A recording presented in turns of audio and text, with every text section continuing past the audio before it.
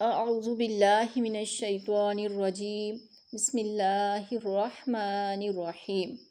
حضرت خباب بن ارت رحمۃ اللہ علیہ بیان کرتے ہیں، رسول اللہ صلی اللہ علیہ وآلہ وسلم نے ہمیں نماز پڑھائی تو اسے طویل کیا۔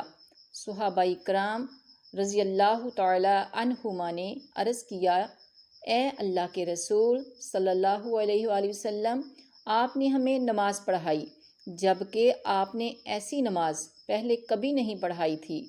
آپ نے فرمایا، ٹھیک ہے، یہ امید اور خوف والی نماز ہے۔ میں نے اس میں اللہ تعالیٰ سے 3 چیزوں کی درخواست کی۔ اس نے مجھے یعنی اللہ تعالیٰ نے مجھے 2 عطا فرما دیں اور 1 سے روک دیا۔ میں نے اس سے درخواست کی کہ وہ قحط کے ذریعے میری امت کو ہلاک نہیں کرے گا۔ اس نے یہ دعا جو ہے اسے شرف قبولیت بخشا۔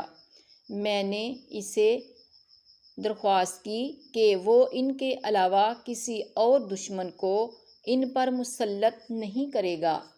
اس نے یہ بھی دعا قبول فرما لی۔ اور میں نے اس سے یہ بھی درخواست کی کہ ان کی آپس میں لڑائی یعنی خانہ جنگی نہ ہو، یعنی میری امت آپس میں نہ لڑے۔ تو اس نے یعنی اللہ تعالیٰ نے اس سے مجھے روک دیا۔ اس حدیث مبارک کو روایت ترمذی و نسائی نے روایت کیا ہے۔ اعوذ باللہ من الشیطان الرجیم بسم اللہ الرحمن الرحیم۔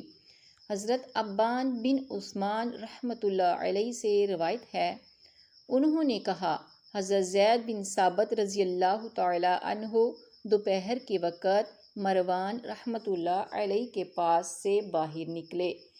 میں نے کہا، انہوں نے اس وقت انہیں کوئی اہم مسئلہ دریافت کرنے کے لیے ہی بلایا ہوگا۔ میں نے زید رضی اللہ تعالی عنہ سے پوچھا تو انہوں نے کہا، انہوں نے ہم سے کچھ احادیث مبارکہ کے بارے میں دریافت کیا تھا کہ وہ کس طرح ہیں جو ہم نے رسول اللہ صلی اللہ علیہ وسلم سے سنی تھی۔ میں نے رسول اللہ صلی اللہ علیہ وآلہ وسلم کو یہ فرماتے سنا، جس شخص کا مقصد حصول دنیا ہو، اللہ تعالیٰ اس کے کام بکھیر دیتا ہے اور اس کا فکر اس کی آنکھوں کے سامنے کر دیتا ہے، اور اسے دنیا اتنی ہی ملتی ہے جتنی اس کے لیے مقدر ہے، اور جس کی نیت آخرت کا حصول ہو، اللہ تعالیٰ اس کے کام کا مرتب کر دیتا ہے اور اس کے دل میں استغنا پیدا فرما دیتا ہے، اور دنیا اس کو ذلیل ہو کر اس کے پاس آتی ہے۔ بسم اللہ الرحمن الرحیم۔ حضرت ابو ہریرہ رضی اللہ تعالی عنہ بیان کرتے ہیں کہ رسول اللہ صلی اللہ علیہ وآلہ وسلم نے فرمایا، ہر نبی کی اپنی امت کے بارے میں ایک دعا قبول ہوتی ہے، پس ہر نبی نے دعا کرنے میں جلدی کی، جبکہ میں نے اپنی دعا کو اپنی امت کی شفاعت کے لیے روز قیامت کے لیے چھپا رکھا ہے، اور وہ شفاعت انشاءاللہ تعالی ہر اس شخص کو پہنچے گی جو اس حال میں فوت ہوا ہو کہ اس نے اللہ تعالیٰ کے ساتھ کسی کو شریک نہیں ٹھہرایا ہوگا۔